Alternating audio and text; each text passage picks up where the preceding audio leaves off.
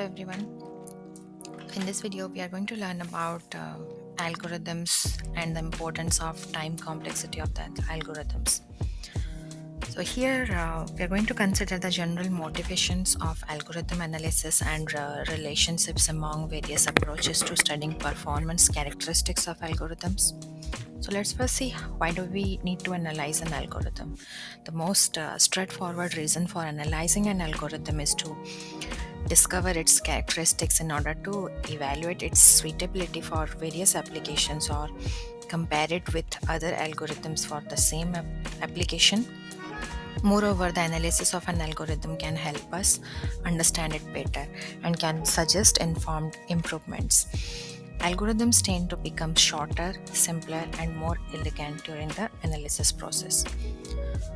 Uh, Now, let's see some basic definitions that are associated with this topic. So first, let's see the definition of algorithms. So before creating any program, we need to first construct an algorithm, which is nothing but a set of instructions or rules that are defined, and those rules or instructions need to be followed by the computer to solve a problem or create a program using any language of your choice. Then let's see what is algorithm analysis. So algorithm analysis is basically about evaluation of the performance of algorithm. I mean, is it running in a proposed way in which it need to run, in terms of the input size. So if let's say we have an input size, the data as of 10, so the time it should take to execute those data using a program will be greater or more than the input size 5 in another one program. So in other words, we can also define that the performance of the algorithm based on its input size. So if the input size is more and the input size is small, so in that way the performance are also related to the to how they are going to it's going to execute the program. Okay, so as we are learning about the algorithm and analysis, so the algorithm and analysis performance measure can be measured or evaluated based on a notation called it as big O notation. So here we evaluate how the algorithm's runtime can be evaluated according to the input size. So the input size here we can say as n. So when expressing or evaluating the run times, we need to use some type of notation. Um, like let's say you want to measure the amount of a particular thing, such as the measuring units, and you have lb or pounds.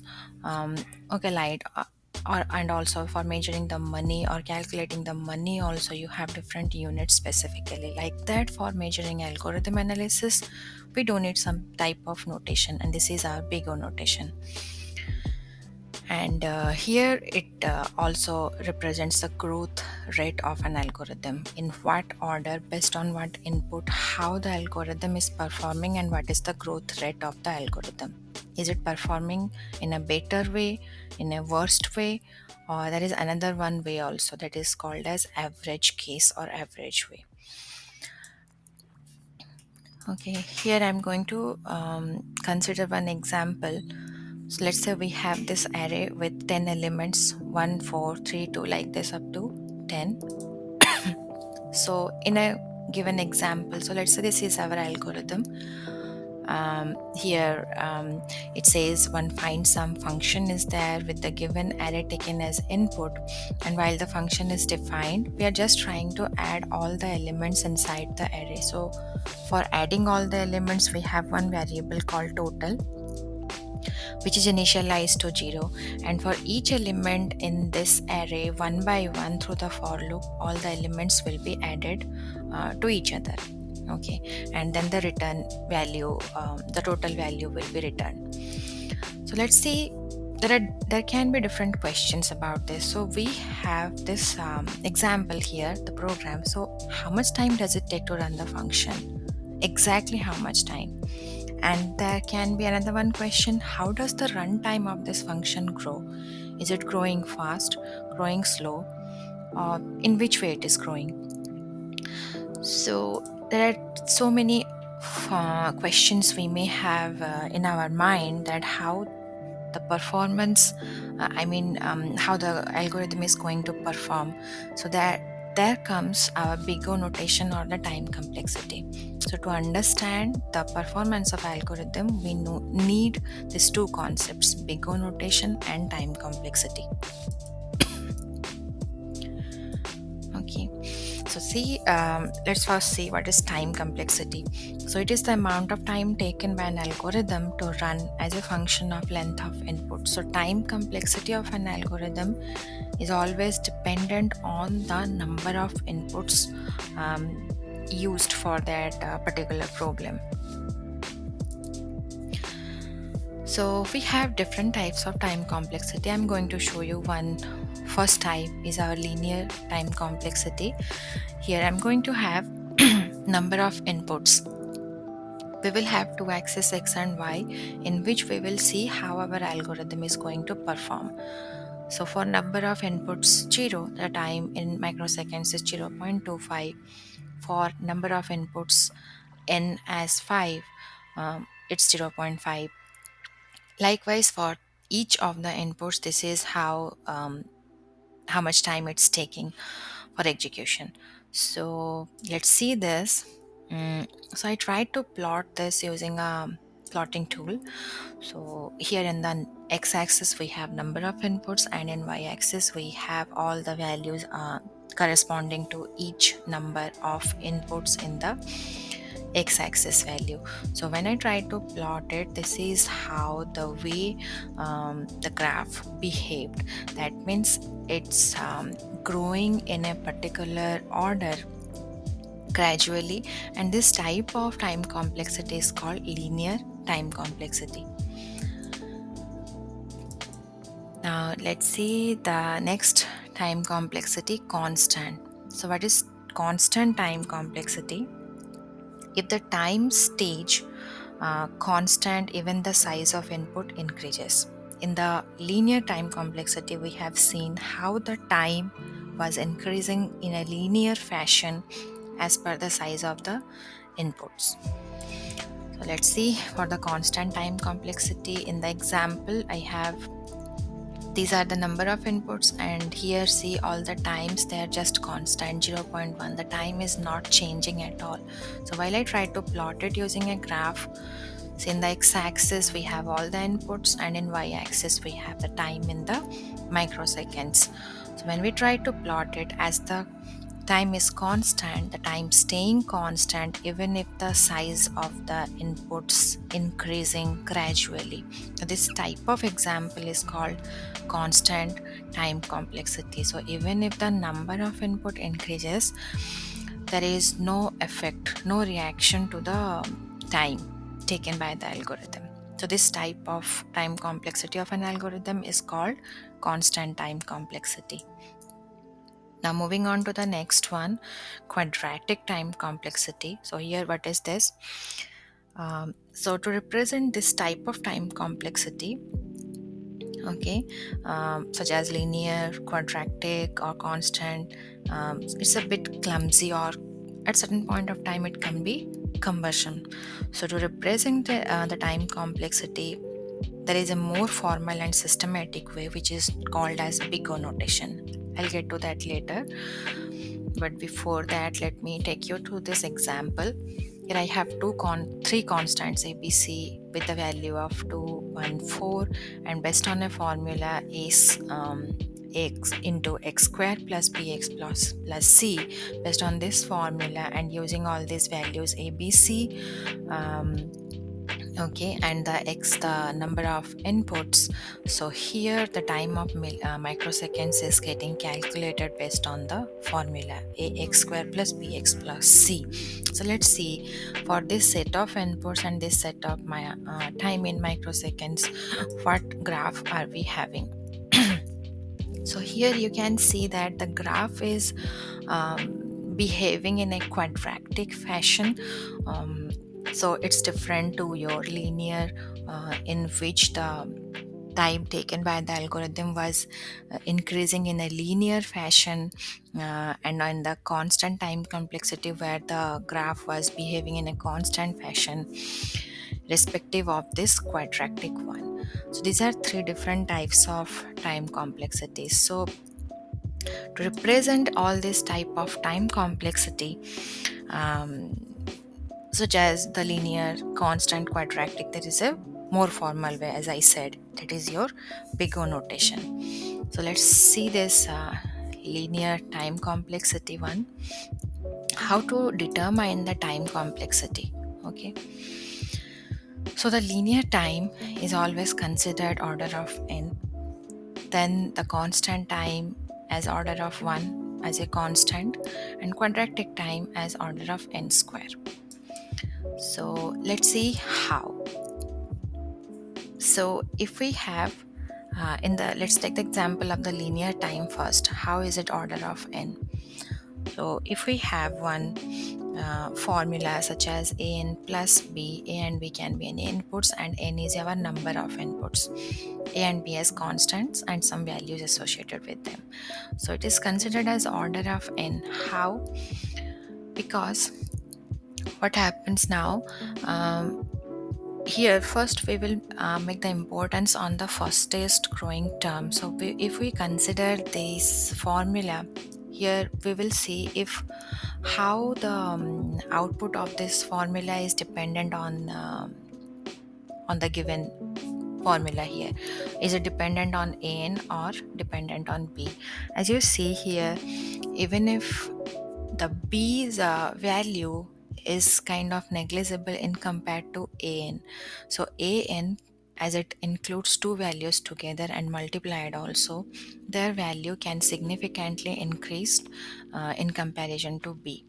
So here we can make emphasis on this fastest growing term, that is an. So first we need to consider the fastest growing term, as we have an. Then from an we need to take out the coefficient. So a as a constant being a coefficient, it can be neglected. So here we are just left with n. That's why it is order of n. Now let's say the constant time, as you have seen in the graph, the time was remaining constant throughout in the graph with respect to the increase of inputs. But in the quadratic time, order of n square, how are we getting this? So if we have a formula like this, cn square dn plus e. So first thing is to determine the fastest growing term. So from these three terms, cn squares, dn and e, you can see that cn square can grow in a larger amount in comparison to dn and e. That's why we are just left with cn square. The next step is to take out the coefficient, that is take out this c, and then we are just left with n square. So that is why the time complexity will be order of n square. So while calculating or measuring the time complexity, if we have a formula given to you based on the problem or the algorithm, so these are the two steps we must follow. Find the fastest growing term, which is the fastest growing term, then take out or remove the coefficient, and whatever you are left with, that is our time complexity. Okay, so let's take one example. We have one given array. In the given array we have all the elements such as we see here, 1 4 3 2 and 10. Then we have a function. Okay, so total is 0. So how much time it can take? We can take it as a constant. It can take a single unit of time for calculation. Then for returning the total, how much time it can take? The return statement can be considered as unit of 1, order of 1 also. So when we add them together to find out the time complexity, first one is a constant, second one is a constant, so that will be left with order of 1. So it's just basically a constant. Let's say we have another one example. This is a constant one, total equal to 0. Now this total plus equals to total plus I is also order of 1, a single statement, and the return total is also a single constant time. Now, as you see, there is a for loop for each I in the given array. So this total statement will be executed how many times based on the number of inputs, which is our n, our given array. So if we want to calculate all of them together, so there are three order of 1, okay, to be added together, but the total one, which is order of 1, will be multiplied with n, as it's a enclosed in a for loop. For the given amount of inputs, the total will be calculated based on the number of inputs. So it's a constant plus number of inputs multiplied by again a constant. So lastly, we are just having order of n. If we just take out this coefficient from the expression, then we are left with the order of n. And see one thing, as we have these three expressions here, first we are trying to calculate what is the fastest growing term. So the fastest growing term will be this one, n multiplied by order of 1, as we have just the constants in the other two expressions. So first determining the fastest growing term, then the next thing is to take out the coefficient from there, and that is the final time complexity. Now here n is for the for loop, as I said. Let's see some examples how to determine the time complexity. We have a list. The first number in the numbers, we have some data given to us, number of data required for the algorithm or the program. Then sorry, then the first number is assigned with the max value, and in the for loop we are trying to determine which value is the maximum in between all the numbers that we have inside our list. So let's see how much time does it take. The first one, constant time, just the assignment one. Then this first initialization, the I index, will also take a constant amount of time. Then if we consider the whole for loop altogether, so that can be order of n depending on the number of times the loops will iterate. That is our number of inputs, which is n, so that is its order of n. Now if we say there are two expressions, in order to execute the for loop in a certain ways, this two expression can take means there are basically two operations, comparison and another one incrementation, two operations. Then if we see the branching one, where we are comparing which number is maximum value, so it may take, in the worst case, let's say the condition is true, you are getting inside the branching, so at most it can take two operations in the worst case. So if we see this comparison operation, how much time it will take, even if the loop stops, let's say you are not left with any other numbers to compare altogether, so even for that condition also you need to check this comparison operation, one final comparison before the loop ends. So if we try to calculate the time complexity of this whole algorithm, it can be order of 1, then n into total for loop will have at best 4 operations, two operations for the two expressions, comparison and incrementation, and worst case, if the condition is true inside the for loop, we need to execute these two branching statements. So n into 2 plus 2, and again one final comparison. So how to determine now? So it becomes 3 plus 4n. So which is the fastest growing term? 4n. Then just take out the coefficient, that is 4. So rest we are left with the order of n. Now let's see the time complexity of nested loops. Let's say we have one outer for loop and one inner for loop. So first, in the outer for loop, if the loop condition is true, we are seeing the first index is assigned with the index smallest. Then inside the inner for loop, if for the first I value equals to y, j value we are checking. J value will go on from I plus 1 up to n less than n minus 1. So let's see how this loop will work. Okay, so in the first iteration, what will happen? First iteration, when the I value is 0. Okay, so 0 is less than the number of inputs.